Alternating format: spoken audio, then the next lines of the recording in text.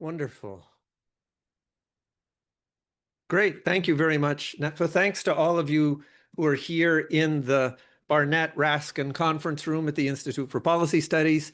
Thanks to all of you who have joined online for this celebration of the new book by Carolyn Eisenberg, Fire and Rain. I'm John Cavanna with the Institute for Policy Studies. I want to welcome you all here. I want to thank two groups for co-sponsoring today, and many of their members are joining online. First, Peace Action, which is a great legacy peace organization that worked with IPS closely 20 years ago in the upsurge of the opposition to the US war in Iraq and the creation of United for Peace and Justice. And the second group, Legacies of War, which came out of the Vietnam War, an organization which has brilliantly organized the Lao diaspora and communities in the US to press the US government to pay for the cleanup of bombs that were dropped on Laos and Vietnam during the war. Work that is now threatened by the cutoff of aid by the US government. So thank you to them. I'm going to introduce our host today, who then will introduce the author of the moment, Phyllis Bennis. But first, just a word of personal thanks to the woman whose work and dedication we are celebrating today. I suspect that everyone here and everyone online, each of you has one or two teachers to whom you are forever grateful for opening their hearts to you and opening your mind to new ways of learning and seeing. For me, a key was Carolyn Eisenberg, 50 years ago, who was my teacher at Dartmouth College, if you can imagine that, and who, among other things, introduced me to the Institute for Policy Studies because she assigned in her class a book by IPS co-founder Richard Barnett. I loved the book. It got it in the back of my head that I wanted to find out more about this place, and also gave me this strange dream that I wanted to write a book with this guy. And lo and behold, several years later, I came here and wrote a book with Dick Barnett. So I have a lot to thank Carolyn Eisenberg for. Okay, so I'm turning it over to Phyllis Bennis, and whose office, just about 50 feet from here, is a library of posters and documents that lift up opposition to the Vietnam War. I urge you all to take a tour through IPS to these incredible murals we have here, but also to Phyllis's office. And she's been my very dear friend and colleague here at IPS, I now realize, for close to 3 decades. And she is also the author of a new book called Understanding Palestine and Israel, which we also highly recommend. But I just end with, buy this book from your independent bookseller, Fire and Rain. Now turning it over to Phyllis Bennis. Thank you, John. Thank you all for coming today, those of you in the room and a lot more online. You know, this question of history, Carolyn Eisenberg, Rusti, is a historian. So the question of history, how we define history, how history shapes what we learn, and then how we come to understand history is always a complicated thing. You know, this week is the celebrations in many parts of the world for the 80th anniversary of the victory over fascism in World War II. And last week was 2 weeks ago, was the anniversary, the 50th anniversary of the end of the war in Vietnam, which many of us would redefine to speak of it as the Vietnamese victory and ability to reunify their country. And that, of course, that legacy was one of a massive defeat for the US. And the question of to what degree it was also simultaneously a victory for the US and global movement against war, for the peace movement, is something that we'll be talking about today.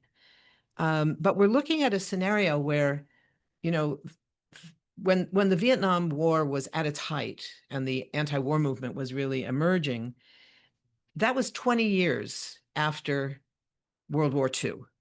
And at the time, I think for most of us, it seemed like World War II was ancient history. It didn't have You know, our parents had come back from World War II and never talked about it. It was just not, it was a long time ago.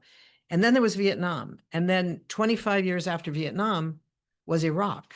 And I think for young people who were just coming of age politically in the context of the Iraq War, Vietnam must have seemed very, very long ago and very far, certainly very far away.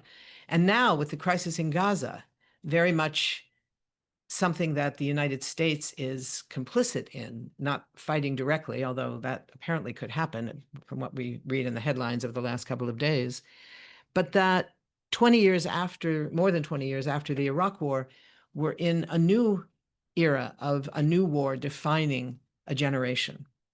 And in that context, learning about the history of the earlier wars is really something to be cherished and to be taken very seriously. So in that context, I'm thrilled to be introducing Carolyn Woods Eisenberg, who is an old friend who teaches these days at Hofstra University on Long Island, teaches history and foreign relations. Her earlier books have won numerous prizes. Her latest book, which is called Fire and Rain, Nixon, Kissinger, and the Wars in Southeast Asia, is an extraordinary gift to anyone interested in the history of Vietnam. I think for those of us who haven't been in college for a long time, it's a daunting prospect because it's, you know, people don't read long books very much these days, I've found out. But this one, there's astonishing stuff in it because it's based on a set of documents that had been hidden for many, many years and are only now coming out into the open. That, among other things, deals with not just the history of the war in the Nixon and Kissinger years, those bad wars, bad years of that very bad war, but also the question that for those of us who were active in the peace movement at that time, thought that we sort of knew, we kind of thought that we didn't really have that much influence on how the war came to an end. I mean, clearly the Vietnamese won the war, but what role did the peace movement play in forcing the US to pull out perhaps earlier than they might have? Those kinds of questions. And here it turns out that the peace movement was far more influential than we ever thought at the time. And it took finding these documents to prove that, to not just sort of imagine, sort of rethinking how we think about it, but having it, you know, in the memos they took and in the actual evidence from that period. So introducing Rusti Eisenberg is a thrill. So here's the book that we're going to be talking about today. This is somebody who is not only doing her academic work, but also writing op-eds, appearing in the media. She's been a consultant for members of Congress, the legislative coordinator for a long time for historians for peace and democracy. Rusti was one of the co-founders of Brooklyn for Peace and of Uniting for Peace and Justice, the major Iraq-era anti-war coalition. And of course was John's teacher at Dartmouth, which maybe is the most important reason that she's here today. So starting from all of that, starting from the notion of being simultaneously a solid academic whose work is with undergraduate students who come to college, often not very political and certainly not necessarily very involved or interested in foreign policy questions, and simultaneously an activist who has retained that commitment to ending wars, ending militarism for all these years. I would start with the first question of not why you write a book, because that's what academics do, right? But why did you write this book? Why was this the book you chose to focus so many years of work on? What was your goal? Who were you trying to reach? What's the purpose here? Well, before taking an hour and answering that question, I want to thank Phyllis, whose work for the activist community is just invaluable. So just one second. All right. No talk yet. Okay. So it's actually a privilege to be here with you. When I get my voice back. It's all right. And with John. Wait for just a second to get your voice back.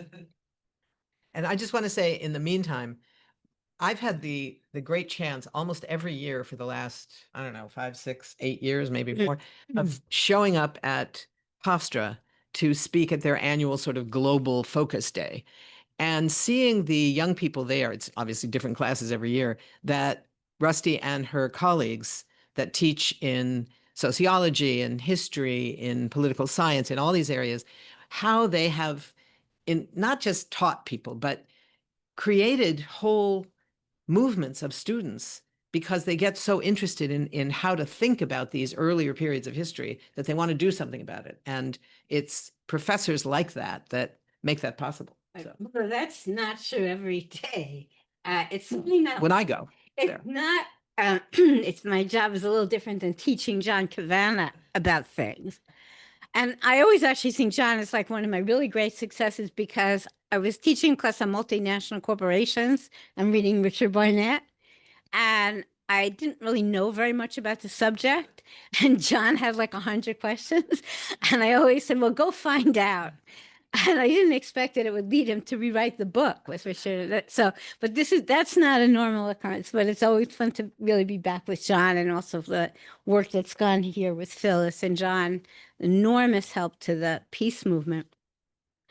To return to the question of why did I write this book? I mean, there's not, there's probably 12 reasons, but one of them, I mean, really a lot of it is because of my students, who are actually, not John Kavanagh's, but for the most part, our students at Hofstra in particular, as a group, have not really gotten involved or interested very much in what the United States does in the world. This is, they'll end up in a class for, they have a hole in their schedule at 11:10, but this isn't an area of a great deal of concern for them.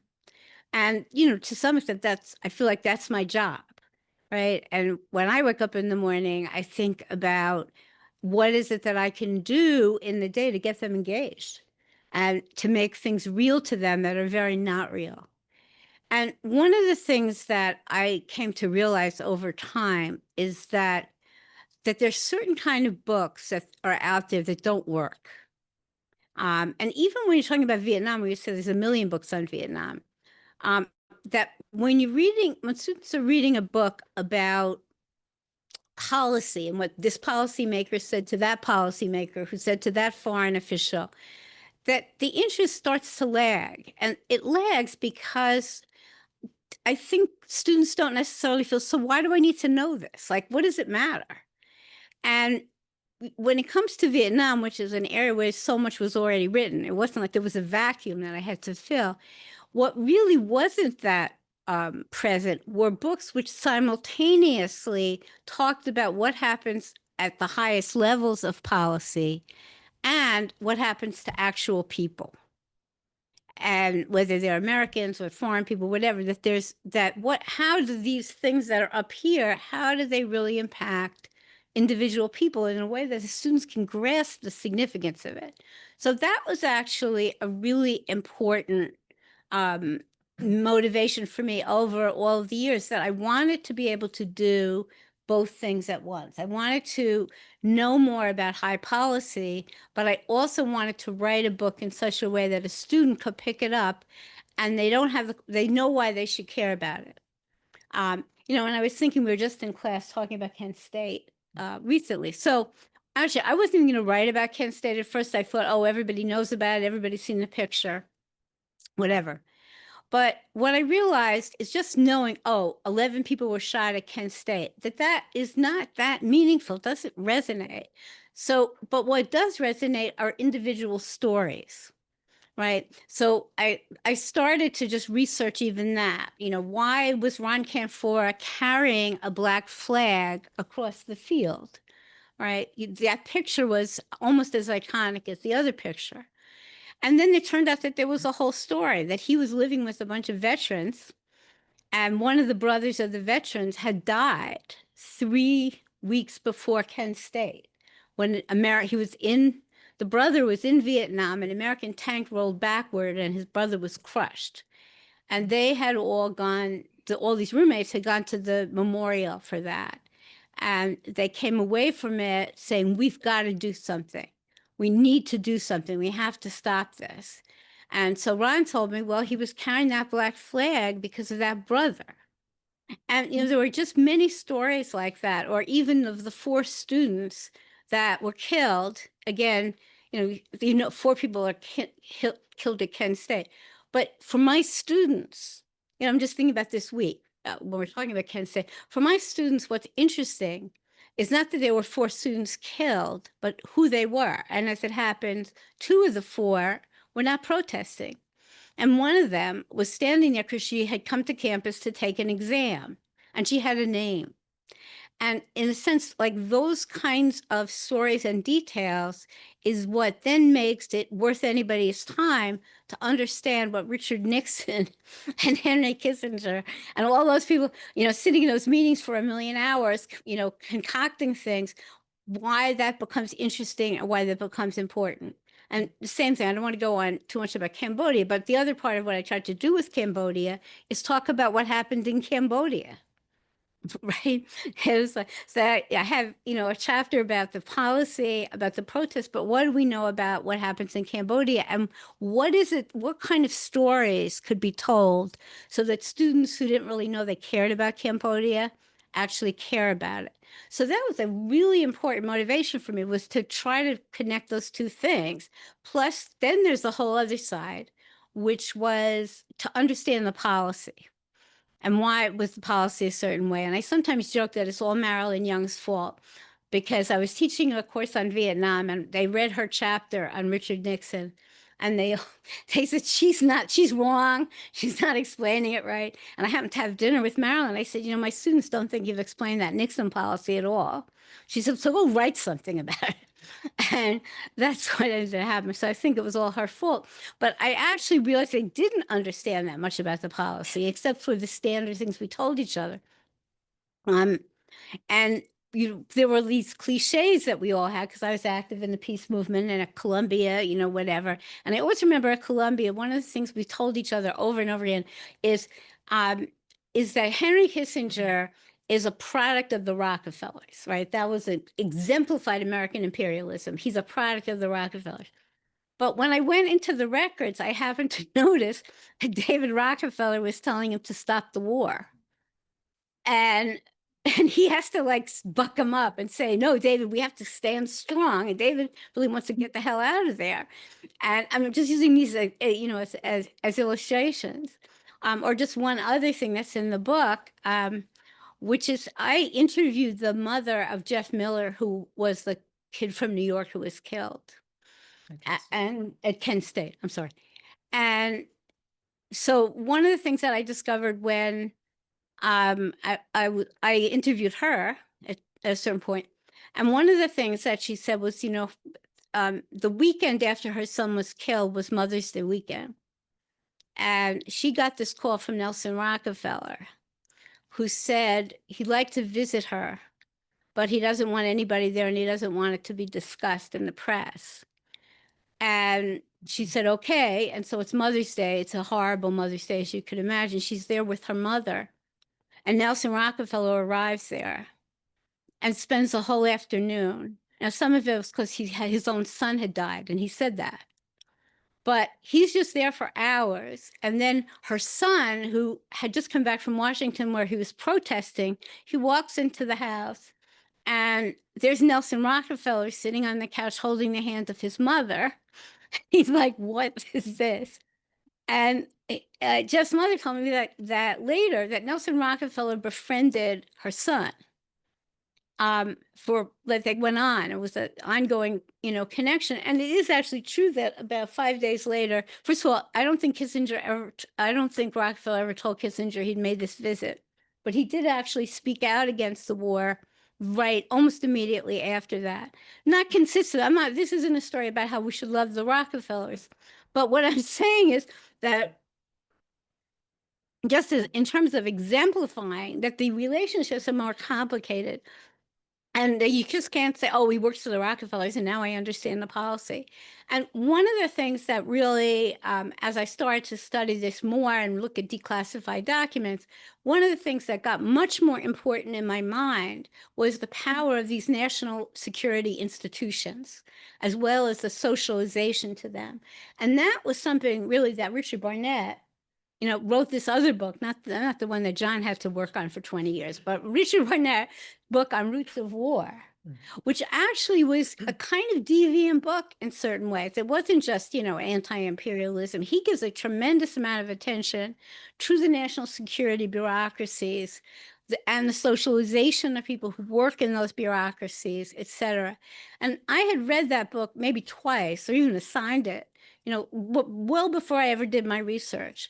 But one of the things that I was very impressed by, when I started to read, was really the power of those institutions and how many decisions were coming, especially from the military.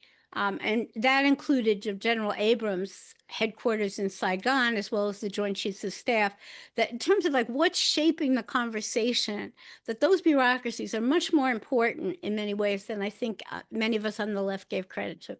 So that's just an example of why I wrote 500 pages, but now you can see why anyway. So I wanted to understand, why are they doing this? And then why did it end? Well, that's fascinating. Let me ask a follow-up question to that, which during the time that you're doing this research and the time that you're writing, you're active in the peace movements, Right. going through the Central America peace movement, later Iraq, and et cetera, the anti-apartheid movement. But at the same time, you're teaching. So you're engaging with students who are not particularly political. Right. How is it different?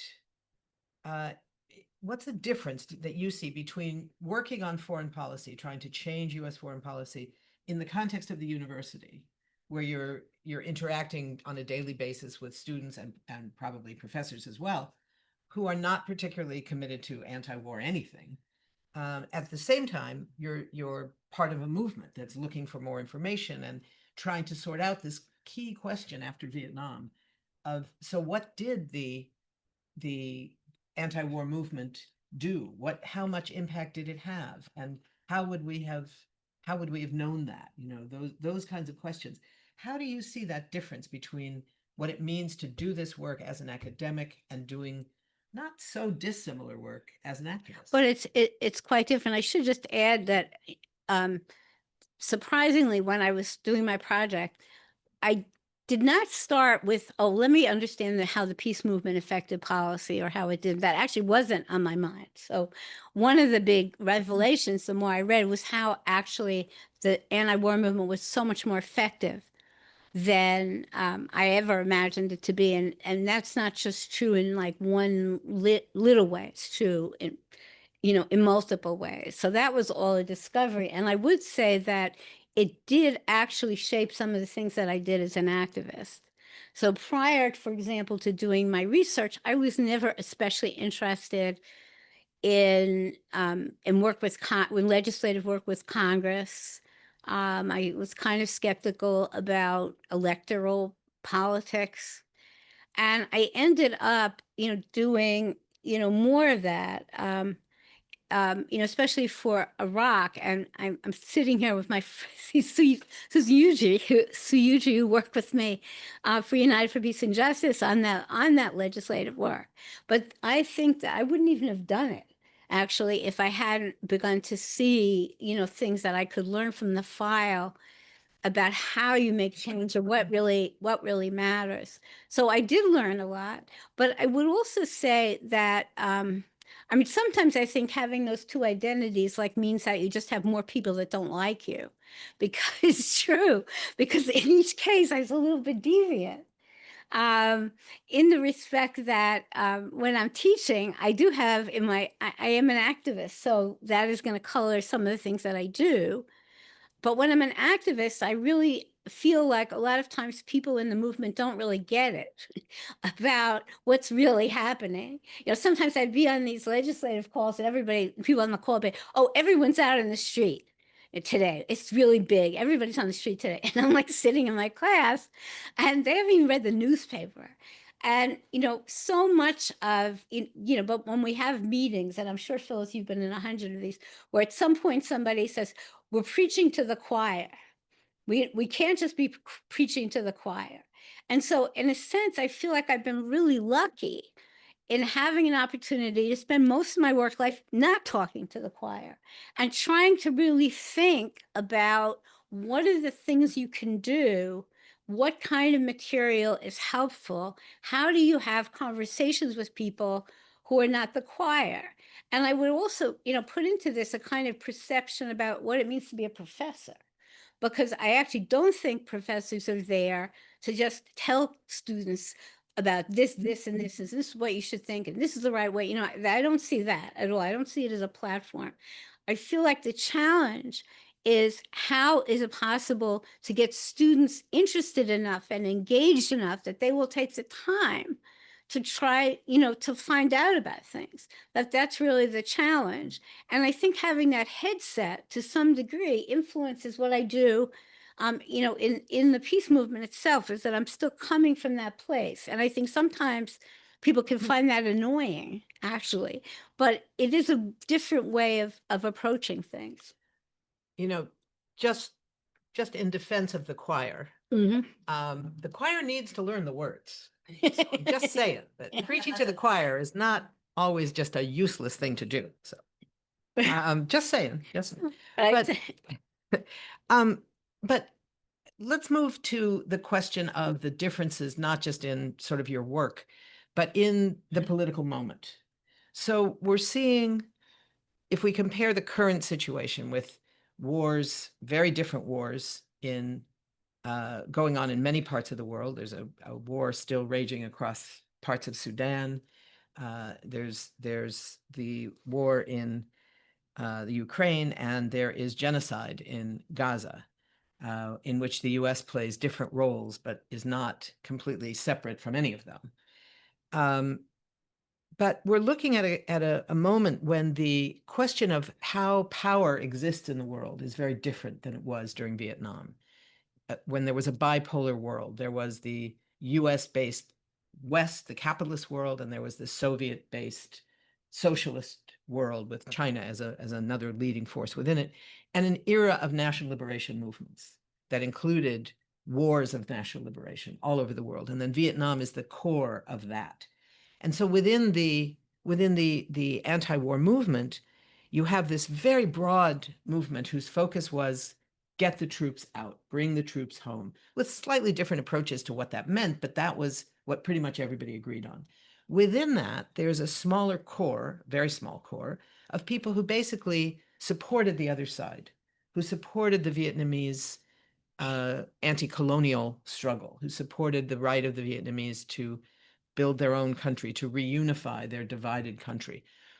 And in that context, there wasn't the kind of tension that we've seen in other situations more recently in Iraq, certainly in the question of Palestine and others, where there's, among progressives, there's just really big differences about what the US should be doing, certainly in the question of Ukraine.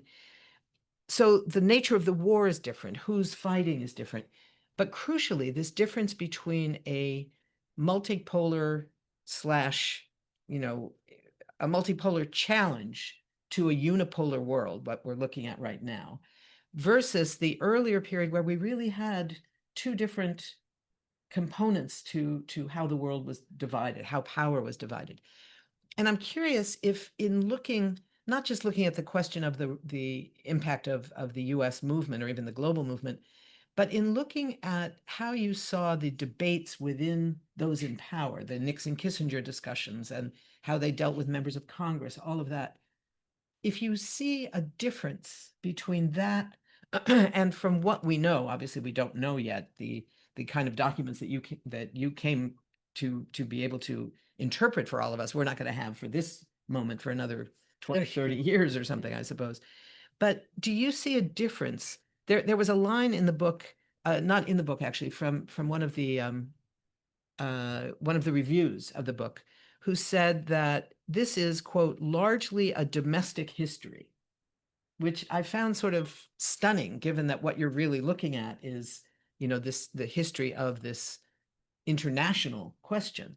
So how do you see this question of the difference, if there is one, or what the parallels are between the current political moment where we have a diminishing but still most powerful in the world U.S. empire being challenged by a multipolarity, but we can't yet say it's a multipolar world, as opposed to the earlier period during Vietnam, where it was very much a bipolar world in the question of power. How does that shape like how these kinds of debates over wars go forward in the United States? That's going to be a 2-minute answer that I'm going to Okay. Yeah, I actually don't feel like I can fully answer that. I think one similarity between these two situations, I mean, obviously there are many. We didn't have an APAC during the Vietnam War. I mean, that's not a joke, right? Yeah. I mean, a lot of other things, including anti-communism in Russia and the Cold War and all those other things, made members of Congress hesitant to oppose what U.S. policy was. I mean, that's true.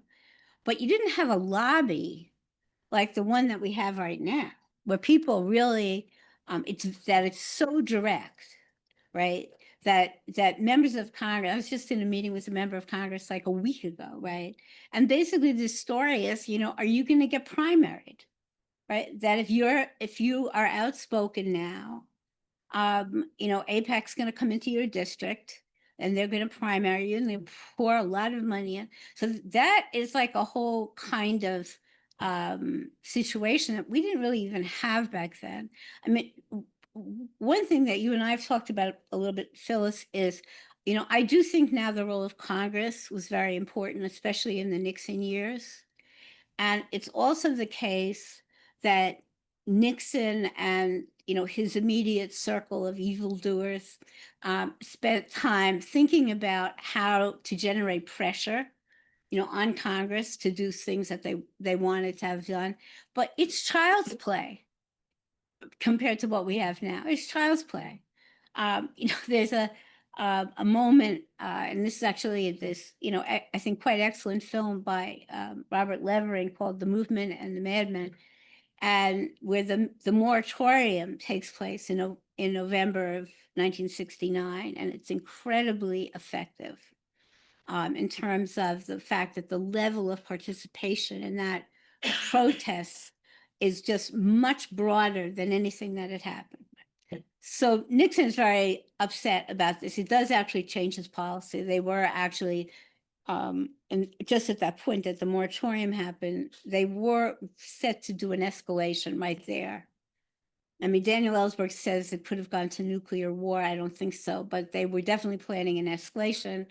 And because you had all these people out demonstrating, they literally couldn't do it. And it's very clear. But then there's going to be a second mobilization coming, right? If you remember, the idea was every month. So now Nixon and the people around him are very concerned that they don't want that second event to be successful in the way that the first one was. And so they have like an elaborate plan, like they have a 17-point plan to prevent this. What are they going to do?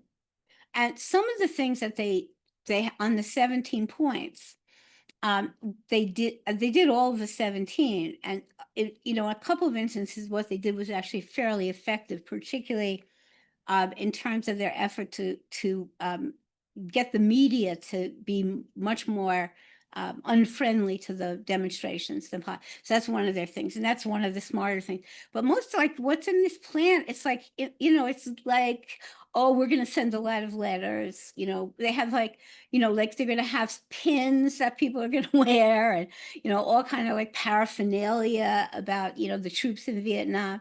But it's like and then but this is also a one-shot deal. Right, they're going to do this for like 3 weeks, and then maybe look for another plan. I mean, this is like compared to APAC, it's like this is a very different universe. So, I mean, in that respect, I think that the political situation is different. I think, and this probably also reflects like the fact that you do this valuable work for the peace movement, and I talk to people that don't even want to hear about what I'm talking about, is that to me, that the overwhelming task, and whether it's talking about Vietnam or it's talking about what's going on in Gaza, is to have students understand really two things, right? What it is the United States is doing in these places. That is really critical. And that, to a very large extent, is not happening. And to some degree, I would say, this would be more controversial, that some of the Free Palestine work that goes on, enables students to evade the question of what is your own government doing, right? Because one of the things that's, I think, become a problem from an organizing standpoint is that to some degree, and the argument on campuses now is like, do you like Israel? Are you anti-Semitic? The whole way that this has been approached. What do you feel about Israel? And can you say anything bad about Israel? And obviously that's an important discussion, but to some extent, what gets put in the shadow is what is the U.S. doing to making these things happen? And I think, if you look back at the Vietnam peace movement as it evolved over time, that was a real critical task for us, right? Is to get people to really understand what the US was doing in Vietnam. I'm so old that I remember when a person from the Quakers came to my school and she wanted to tell us about strategic hamlets. So she just come back from Vietnam. She wanted to tell us about strategic hamlets, and the United States was doing it. And she also mentioned that the US was in a war. And I can still remember people saying, what are you talking about? How can you have a war? We don't even know what's happening, right? So over all those years, what was important, and obviously journalists were crucial in this as well, is having people realize what the US was doing in Vietnam, or what we were doing to Cambodia, what we were doing to Laos. I mean, that actually, became a task in itself. And Can I just say that yes. I think you succeeded pretty well in that, because a few years later, the underground newspaper at my campus was called Strategic Hamlet. And it was Right. based on the whole question of what the US was doing, because that was a US strategy. That wasn't even the South Vietnamese army, that little puppet army that existed. This was the US strategy. But let me ask We you. should thank, this is not my credit. This is a Quaker people that went around and said strategic hamlet. Well, but there you were listening to it. This question about the role of Congress, let me push you a little further on this, because this is pretty interesting. This has to do with how the war ended, right? So the decisions about pulling out troops, which I think we didn't know much about until sort of right at the end, when the US signed the Paris Peace Agreement in January of 1973, and a lot of the last combat troops were pulled out at that point. There were still thousands of US troops, but they weren't combat troops. So how do you understand that now in terms of the relationship to the anti-war movement, but also in the relationship to the White House? How was Congress a factor in this Nixon-Kissinger secret circle that was operating? Well, I think I said a few minutes ago that, I was not actually setting out to write a book about the peace movement. But one of the things, as I spent many years reading all these declassified documents, I was like, oh, the peace movement had a big impact here. And I don't think much more than, was appreciated. And that was in many different ways. It's not just like one way that it was, but you really see when you're looking through the records, on the one hand, is the power of these of these national security bureaucracies and enormous influence of the military in that period. But you also see the anti-war movement is very critical in numerous ways. But one of the ways that was really important, and which has influenced my activity, is the role of Congress, and it particularly with regard to Nixon, that it was much more important than we thought. And for folks here that are old enough to remember what this was, there were always these anti-war resolutions that were being introduced, and they always lost. And so, lots of folks in the anti-war movement said, this is really stupid. Like they're making all these, resolutions, they never pass.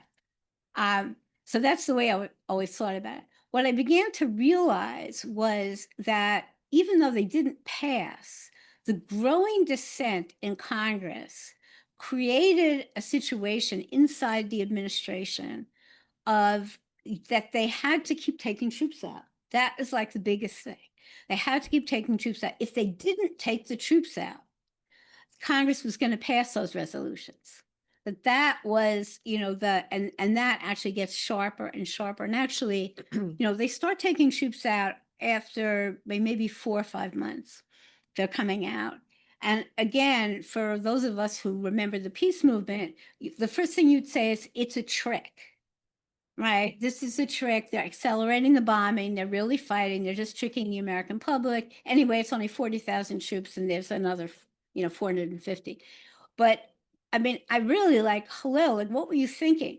By the time that you get to 1972, there are no combat troops there. Right. So first of all, that's not little in terms of what the options are. So that's one thing. But part of why these troops come out, again, is because the understanding by particularly Nixon, even more than Kissinger, is that one of the prices you have to pay to keep Congress relatively docile is you have to keep taking the troops out. And there's this phrase that Richard Nixon has that pops up periodically. His phrase is, Henry, we're one step ahead of the sheriff. Right? We're one step ahead of the sheriff. Henry, you don't get it. Because Kissinger is not very alert to the political aspects of the situation. He's on his own thing.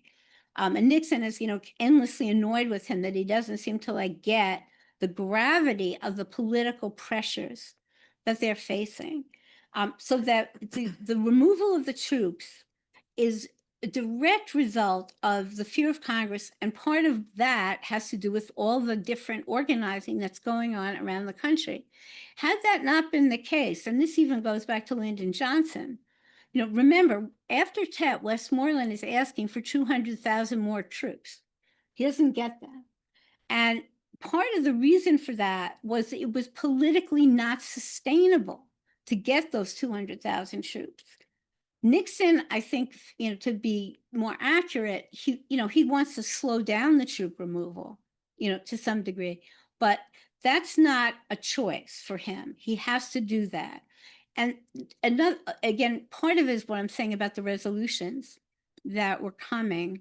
Another little piece, and this may be very different from what we're in right now, is when you look at the record, what you see is that there are a lot of members of Congress, both Republican and Democrat, who are speaking to Nixon. They go to talk to him, and they're telling him, get out of there. And he's always mad at them. He said, oh, these Republicans are such weak-willed people. Why are they bothering me again? They come here and cry in my office, whatever.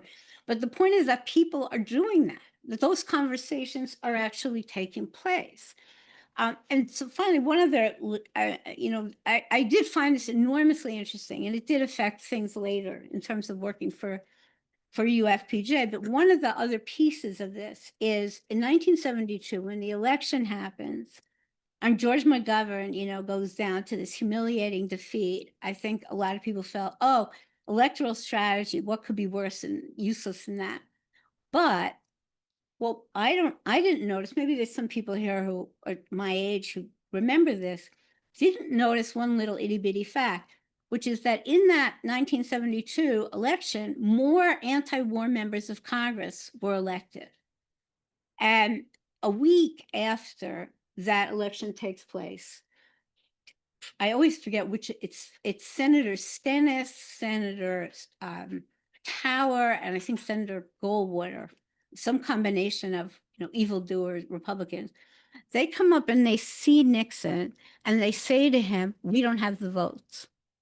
When this new Congress comes back in January, we do not have the votes. And Congress is not going to give the money. So whatever Henry is doing over there, he needs to make the agreement because we're not going to be able to continue. And that's very sharp. And it was something that didn't, was a million miles away from, anything that we were thinking about. So, I mean, I could go on at length, but my general point is that it's a takeaway. Well, Tom Hayden, we work together sometimes, and sometimes we have this conversation. We say, well, are we the only people that think when nothing good is happening, that something's happening? And I feel like that was a little bit of the takeaway from my book, was that there were a lot of things that we felt were unsuccessful that were, in fact, more successful at having a larger impact than we realized. And that's sort of a takeaway for right now also, is that effect. That's a huge takeaway. And I know I'm going to get to that in one second, but I wanted to just go back to one other thing about Congress, because this was something I was struck by when I read it. In 1970, the U.S. is supporting Lon Nol as their guy in Cambodia, right? Against the popular leader in Cambodia, who was Sihanouk. And there was a question about continuing the funding of this puppet government in Cambodia. This is 1970. This is at the time of the invasion of Cambodia. Lon Nol is now being Lon Nol is now being shored up. And this, I'm picking up your voice here. And I take no responsibility for it. according to your book, so the Congress is resisting paying more money to keep this guy in power. So to overcome congressional hesitation, Nixon and Kissinger settled on the cynical ploy of wrapping their Cambodian request into a supplemental spending bill that also included $500 million for Israel. If the aid to Southeast Asia was not forthcoming, the president remarked, it would be, quote, cold turkey for Tel Aviv. I found that extraordinary because this is classic the weaponization of popular things, in particular Israel, in all of this. And what that says about both the consistency of U.S. support for Israel, because remember, this is now only 3 years after the 1967 war, which was only the beginning of this so-called special relationship where the U.S. began this massive escalation of military support to Israel. So even then, it was essentially a component of the U.S. wars. But in that context, when we look at the lessons here, and certainly one of the lessons is always follow the money to Israel, because that will teach you something. That's a good lesson of your book. I think that was one of the things, this notion of learning later what the impact was of parts of the peace movement, of popular mobilization. I think that was particularly true in the run-up to the war in Iraq, when the February 15th movement, the February 15th protest, which was a global protest all around the world, the demand was the world says no to war. And somewhere between 14 and 16 million people, according to different sources, all around the world, 865 cities in 70 countries, all went out on the same day to make that demand to their own governments to stop them from supporting the US-British effort to go to war against Iraq that was about to happen. And at the time, there was a sense right before it and even during that protest, maybe this is just going to be enough. There was an AP story that ran during the protest that I remember going out to read to people that said, stunned by the unexpected, something, the size of these protests all around the world, the US and the Brits just announced they will not try and get a second resolution passed in the UN, which we took as, oh my God, they're not going to go to war. For a moment, we thought this. And then it became clear that all it meant was that they weren't going to bother trying to get permission from the United Nations. They were just going to go ahead without anything. But it was that sense of, there is that moment. And then it became clear 3 weeks later, the US goes to war. And it was clear we had not been able to stop the war. And there was that sense of defeat. But it became clear over years that followed that far more things had resulted from that set of protests all around the world than anything we anticipated, that started with not going to war in 2007, as Bush was about to do. It prevented Obama from bombing Syria in 2013, although he later did a year later. It gave rise in many ways to the Occupy movement in the United States, to the Syriza movement in Greece, and the Indignados in Spain, these movements all around the world. And then, of course, the Arab Spring, where you had people who had been active leaders of the February 15th mobilization in Cairo, were some of the leaders of the Arab Spring who thought, God, we did such a lousy job in February 15th of 2003, and here it is 2011, we're going to do better. And they did. They overthrew the US-backed dictator, right? So there was this sense of all these things that February 15th made possible, not necessarily directly, but was part of what made that possible. And we never at the time imagined something like that. And I wonder now, for you, looking back at that, do you see things that you can point to from that whole era of protest that made possible or prevented terrible things or made possible good things that we had no idea were going to happen at that time? Well, I think, as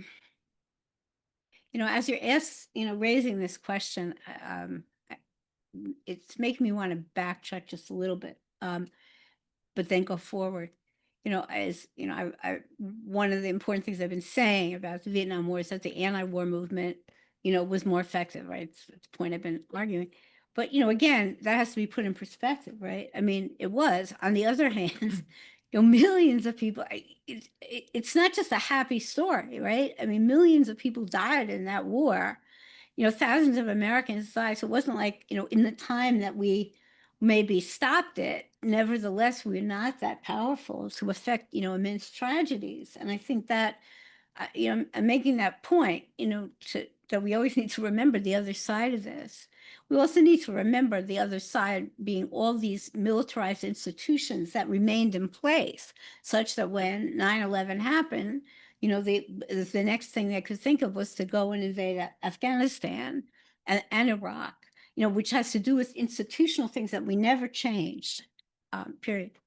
And when it comes to the question that you're raising and that Phyllis is asking, is very important in terms of Iraq. I think there as well that you could argue that the peace movement did play a role in getting them out of Iraq, or mostly out of Iraq. But again, I want to say that, recognizing that this is a mixed story, right? They never quite got out of Iraq. They made a big mess out of Iraq. It's not wonderful, but I think if you hadn't had all the organizing that went on in this country, it's not really clear that they would have handled Iraq in the way that they did, right? Or even the status of forces agreement, which Bush had to sign. Would he have ever signed that status of forces agreement to get out of Iraq and to turn authority back to the Iraqi government? Would he have ever done that at all if you didn't have a mobilization that was going on, in this country? Or even in terms of the role of Barack Obama, right? Like partly what enabled Barack Obama to, achieve the, notoriety, I don't know if notoriety, the fame that he had, was his position against Iraq. And of course, he didn't just like arrive at this, right? The peace movement people in Chicago, got to him and got him to like articulate a perspective. So I actually do think, if there's things we don't know now, after the, long later, we'll find out things. I do believe that the peace movement had an impact there. I not just from February, right, the initial mobilization, but in terms of the organizing that went on in this country, that went on in other parts of the world. No, I think that that's true. It doesn't leave us in a phenomenal place right now, right? I mean, the situation that exists at present is really terrible. And, as a professor that teaches about American foreign relations, again, with people that are coming from very different places and people in this room, I mean, one of the things that's very distressing is the lack of understanding by most Americans and students I'm sitting in my classroom about what role the United States is playing in other countries.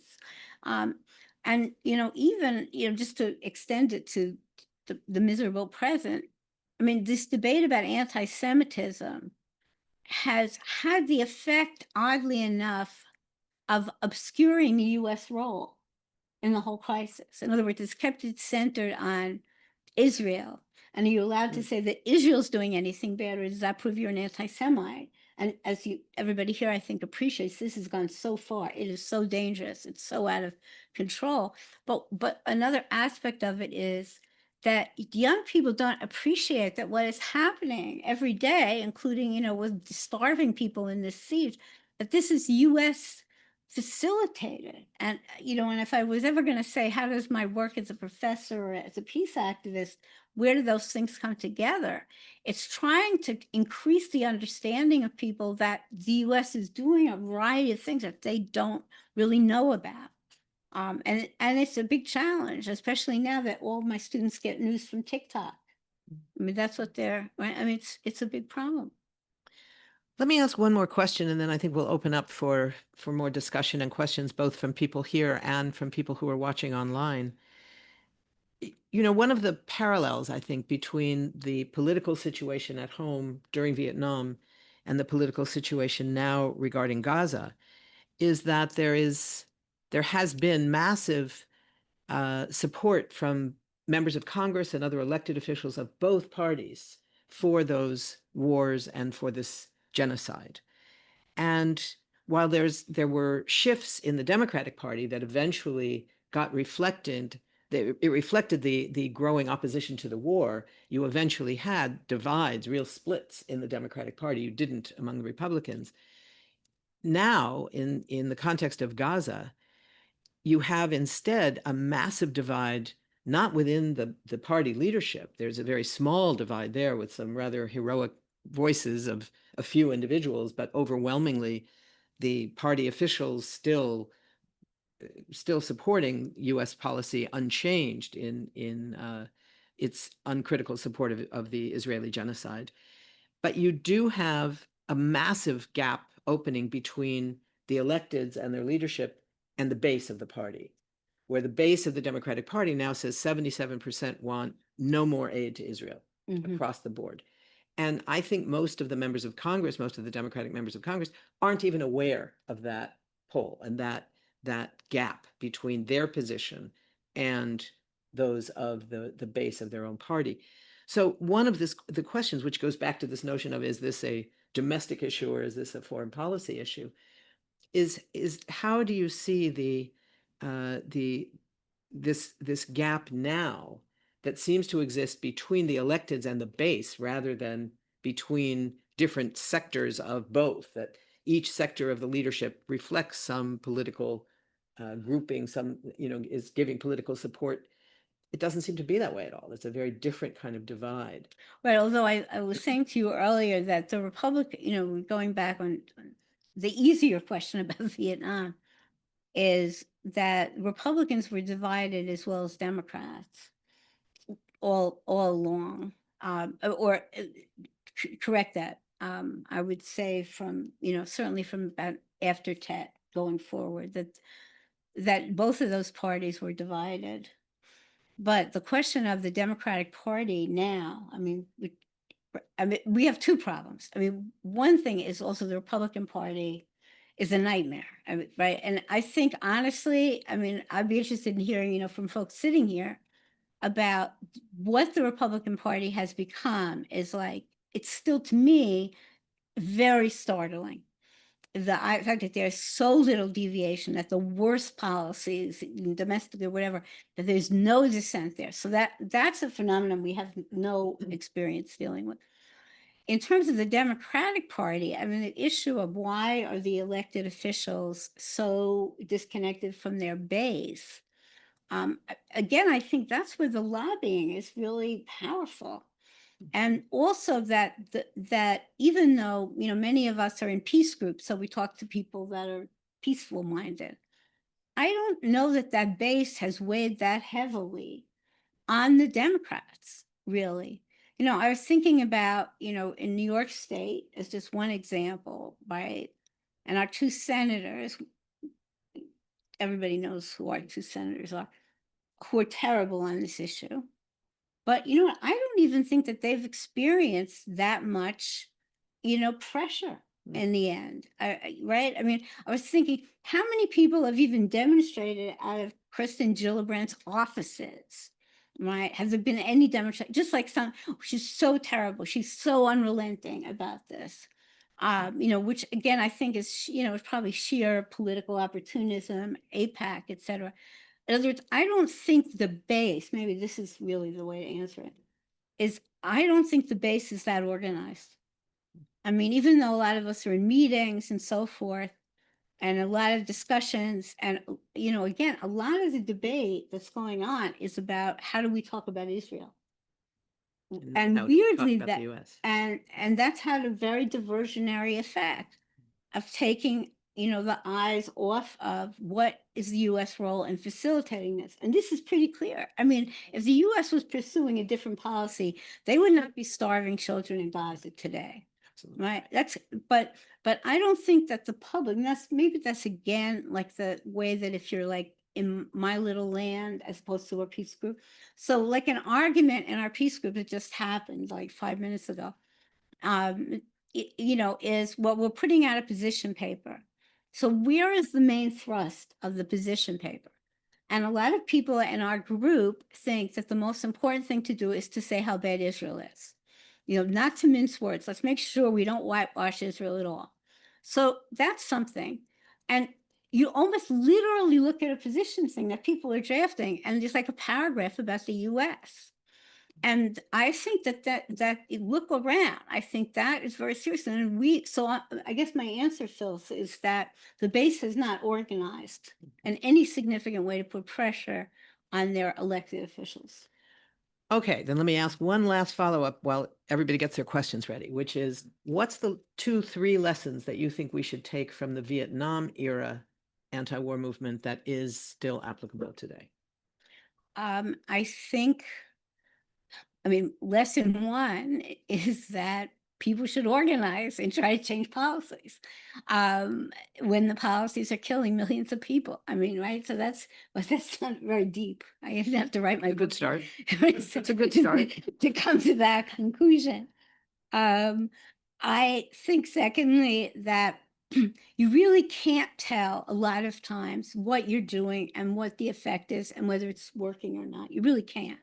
And so the best you can do is to try that whatever you are doing, whatever the nature of your protest is, that you do things that make sense to you, that you can see that there's a purpose, right? That you're not just standing there holding your breath and turning blue, that you think what you're doing could have an impact, even if you can't see it right away. So I think that's the second thing. I think as well that that a really important thing, which much more happened in Vietnam than is happening right now, is the necessity of educating a broader public about what the US is doing in a particular situation. And that educational stuff happened. It didn't happen in 5 seconds on Vietnam, right? That was really an ongoing process. And finally, and I am a consultant on Robert Levering's book. So I'm a movie, I'm sorry. And so I'm prejudiced that it's a really good movie.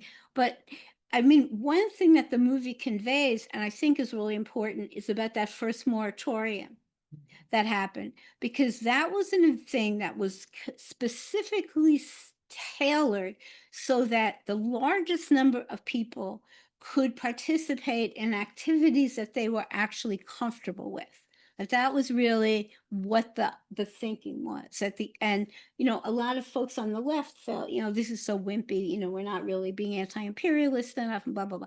But that was not the thinking. The thinking was, what could we do so that in some little town in Kentucky, that 5 people could think, I have a way to participate. Right. And I think that necessity of thinking about how do you do things that will enlarge who's involved, I think that's still relevant today. And, honestly, I think some of the stuff about, Free Palestine, which I agree with, I'm not in disagreement, but, that doesn't necessarily do the work of getting people to, to realize they need to play a role. Thank you. Thank you for highlighting these lessons. They are lessons for all of us as we go forward. Now we have a little bit more time for questions, comments, pushbacks, as you like. Okay. Yeah. from our Brooklyn for Peace. Who moved up. Ah, It's here now. I can't wait to. But before you say a word, Netfa, do we need to pass a microphone or how do we I think people can hear you, you just speak up. speak up? Yeah. But Okay, well, thank you again, thank you, Phyllis. Just one more thing to add to the what lessons can we learn? The last question before I go into my comments and questions. I think it's never trust a government, you know. I mean, you always have to be skeptical, question government, as you unmasked, you know, what Kissinger and Nixon did, you know, hiding truth from the American people. Although coming from medical profession, I have always been fascinated by history. I'm just a history doctor, and not the kind of history that's officially sanctioned history that our students learn, but the Howard Zinn's kind of history, people. And this is a book that really talks about people, especially about the Vietnamese, you know, and Cambodians and so on. After the my question to you, actually, a two-part question.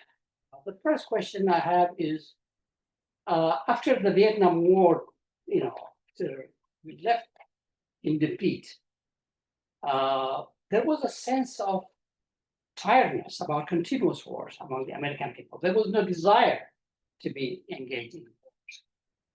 And I think there was, with Reagan coming and going on a massive military expenditure and so on, there was a need to expunge the shame and the humiliation of Vietnam.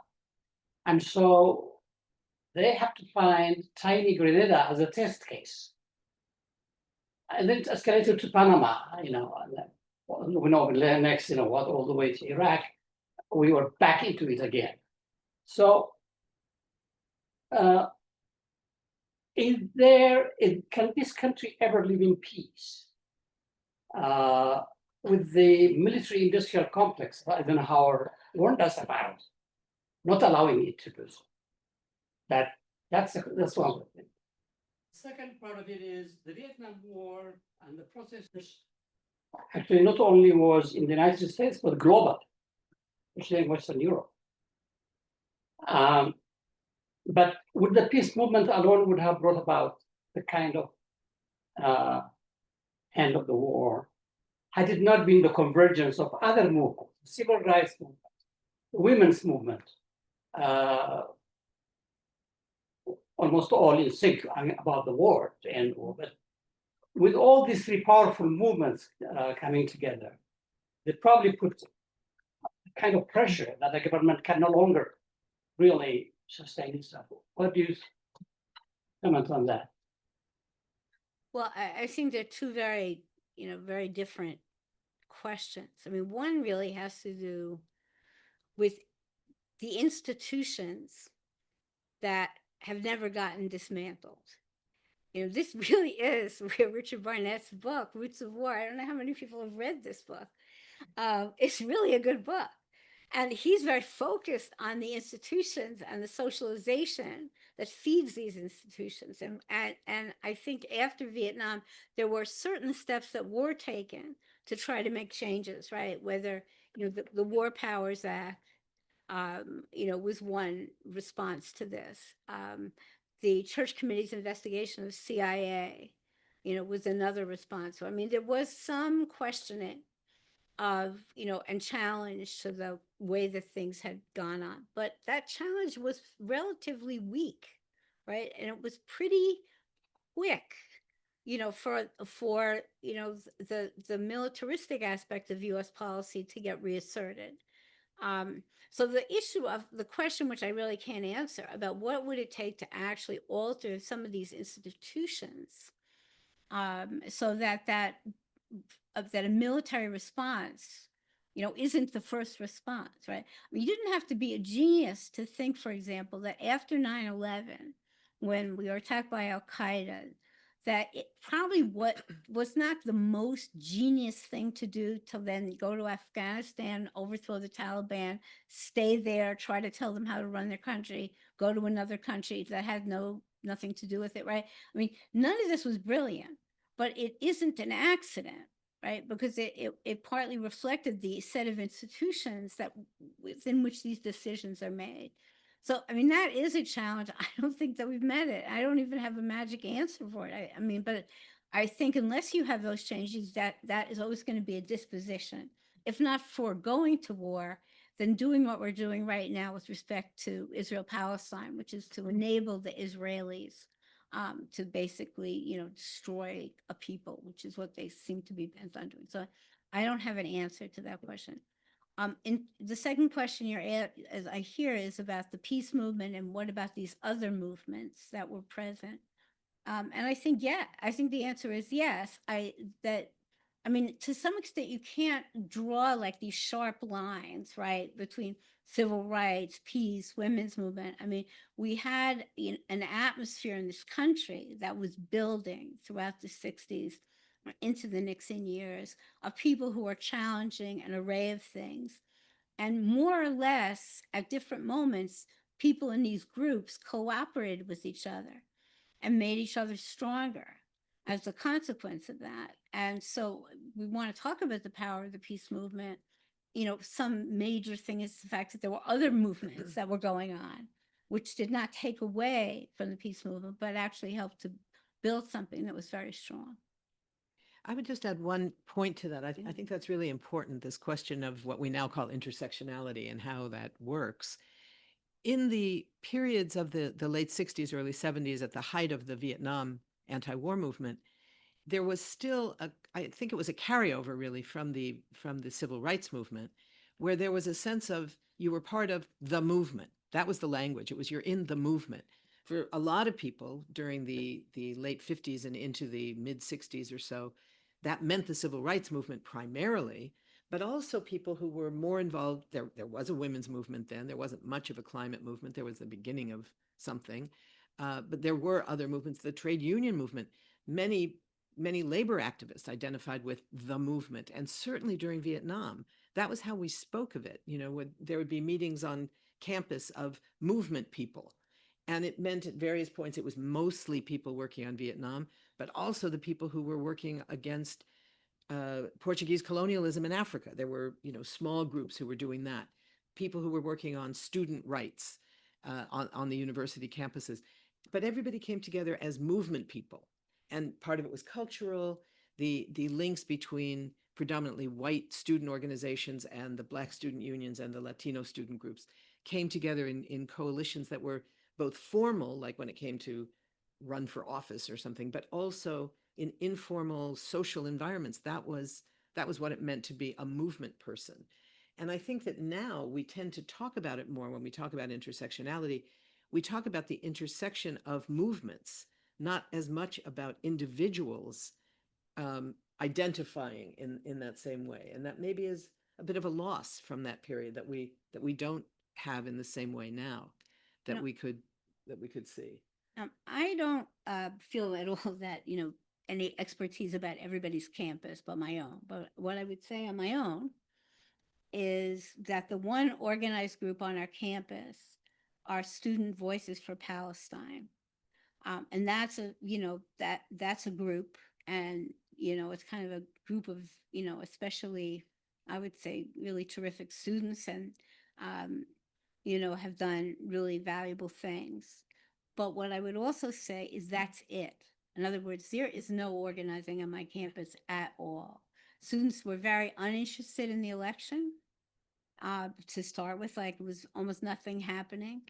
And I have not seen very much activity at my school at all about any public issue. And, I do have a question about what about, other colleges and universities, and I'm curious about it. But what I'm seeing is I think it's kind of depressing, actually. I'm seeing very uninformed students. I'm seeing students that are very focused on private things. Just to give you one quick example, but I'm not good at that. But we had an event at school like a couple weeks ago, sort of like an open thing for students and faculty to come together and talk about how they were understanding what was happening in the country and how they felt about it. And so we have this event. It's a good event in that a lot of people were there, people talked, and it's all kind of negative, although very unspecific. I mean, the only thing that was clear that some people said was about the attack on gay rights and trans people. Everybody else was like very general. It's so polarized. We hate politics, on and on. And so after I was chairing this meeting, and after 45 minutes of this, I said, well, okay, we've had a lot of negativity here. What are people thinking? Like, what should happen or what could be done? First person gets their hand up. I'm thinking of leaving the country. The minute that student says it, 5 other students immediately say, that's how I feel. That's how I really feel. That he had voiced what was there in the group. And, to me, that's really interesting. I mean, first of all, as an educator, it raises the question is like, what are you doing as an educator? Are you really doing your job? Right. But that's not insignificant. And I would bet that that's true in a lot of places, that we're getting the focus on Israel-Palestine. But elsewhere there's not that vibrancy. That's my suspicion. But again, I'm not an expert on other people's schools. I would just say quickly, some of the schools that I've been around lately, there is a lot of activity going on, but students are also very scared. Both things are true. It doesn't, the young people who came of age in the period between, say, 2014 with the killing of Michael Brown and Ferguson, and then with George Floyd in 2020, that whole period, the justice generation, these students who came up with that as their understanding of what it means to be an adult, to be in college, to be all of those things. I think that is still there, but I think it is a challenge. But let's see some other, in the back, and then, Rusti, I'm finding with my students that Israel, Gaza is the burning moral issue for this generation. Like Vietnam was for our generation. It's really about Israel and Palestine right now. I found that during the election, none of my students would vote for Trump, but a lot of them would not vote for Biden or Harris. And overall, the Democrats did very poorly in that demographic. So I think this generation is very focused on that.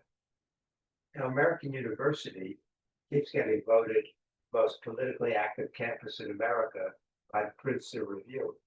It's not our kind of activism. It's not 60s activism, but my students are somewhat politically aware, and they're all pretty passionate about this issue. So not so much about Ukraine, not so much about Taiwan, not so much about Sudan, but they are focused on this right now for this generation. Thank you. But what I wanted to say, when you were talking about before about Vietnam, I often had John Dean come into class. And, John, before he became Nixon's White House counsel, actually attended anti-war marches. And he told my students that Nixon was obsessed with the anti-war movement. And Nixon appointed John Dean to monitor it and wanted constant appraisals of what was going on. So we know certainly Duck Hook and others had very much influenced Nixon's thinking. But my question for you is about the '68 election. You talked about the impact of the 1972 election, but '68, we didn't know at the time that Humphrey was behind the scenes being silenced by Johnson because of his criticism of the war. But what are the lessons that you draw from '68 and because Dan Ellsberg and I had this discussion constantly about the criticism of people who said, both parties are corrupt and they weren't going to vote for the Democrats in subsequent elections. What are the lessons that you draw from the 1968 election? I'm not sure, Peter, if you're asking a question of is the lesson about participation or not participation. Actually, can I just go back really for 1 second about your initial point about the campuses? And again, I'm not speaking, as an authority on everybody's campus. But my point was partly, in response to what Muhammad was saying, which is that on our campus, if there's an issue, it is Israel-Palestine. And there's not much else, because the question of, that there's not a lot of things going on and that they're nourishing each other. That's just not the case. And I would also say that to some degree on my campus, that the students that are involved with Israel-Palestine often have a connection, personal connection to it. We're not living in a movement era right now, really, in the way that, was the case in the 60s. In terms of the 68 election, one thing I don't think, which many people say, is I don't think if we had elected Hubert Humphrey, that the situation would have been that much better. Again, some of this because of the institutional pressures that are there. If you're talking to Daniel Ellsberg, one of the things he, I'm sure, has said is, he was brought in by Kissinger right at the beginning to survey all the national security bureaucracies about what they were thinking about the war. And sent, this like insane questionnaire that went to every last person.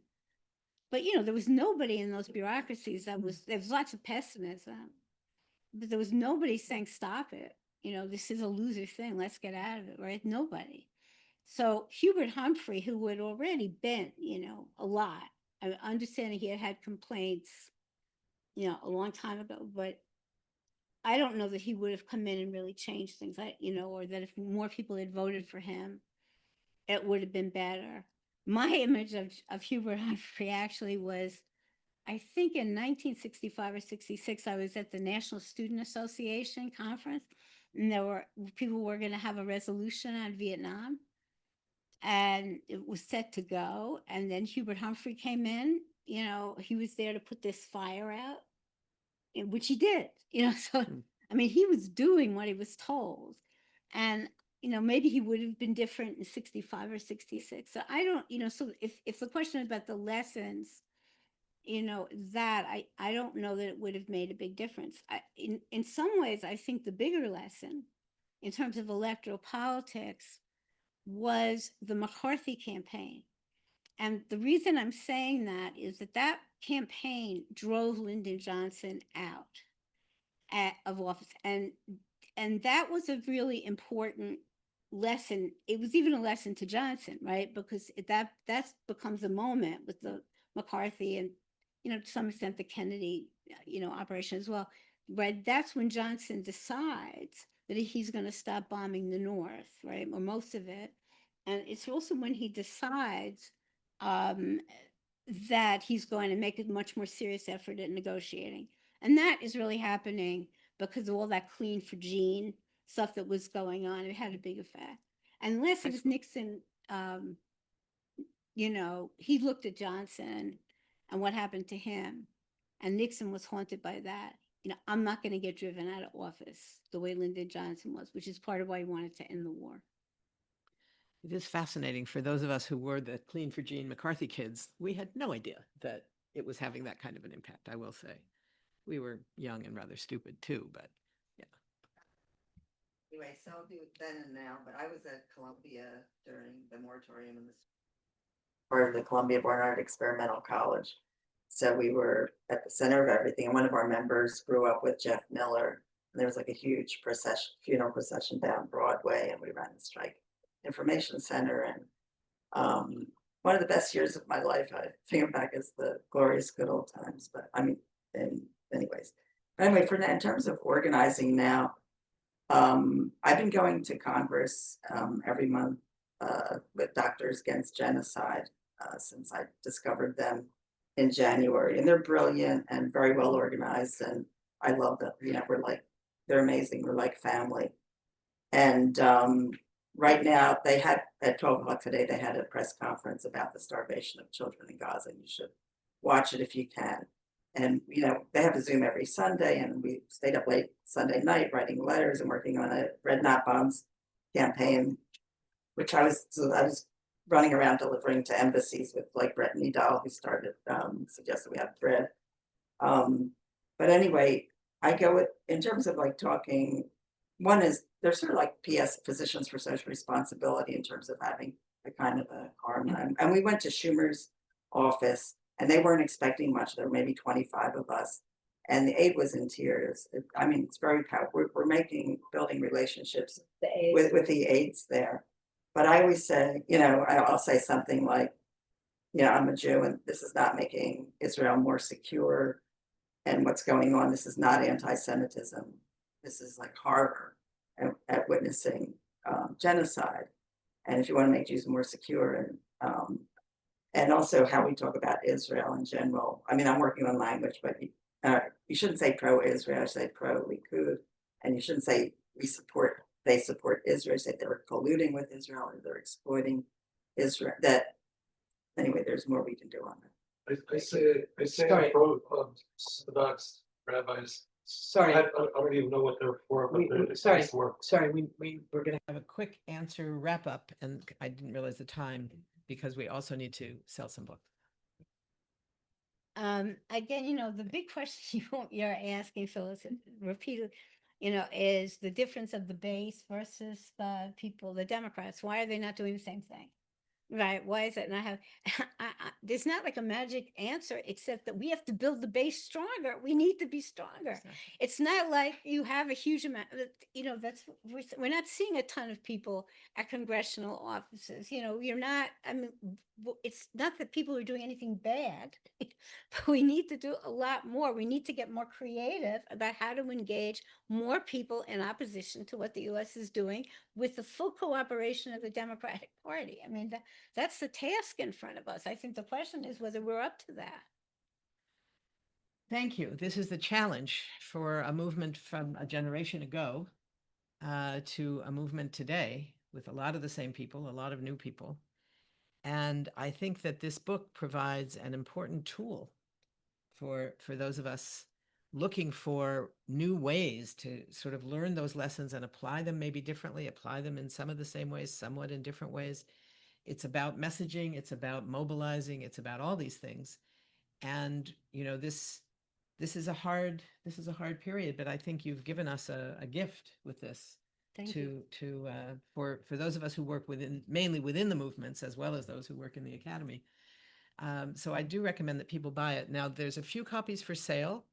They're for sale at $20. It's a 20? bargain. Wow, that's a way bargain. That's less than half price. So Let's go these advise you. here. I advise you grab it now because there's not going to be too many at We're that gonna price. very quickly. We only yeah. have a few. We have only a few copies. There's 3 there, and I saw somebody took one that you want to buy. Yeah, you need But to if buy we that now. buy it, we can, you know, take their name. Sorry? Okay. All right. Thank you all very much. Thank you to Thank you. those of you online for joining us. And it will be available later for repeat showings with your friends and discussions. So thank you all. Thank you for having me. And we do have to say that Phyllis is such a valuable person for us in the movement in every possible setting. So it's also fun to be Thank with you together. Thank you. All right.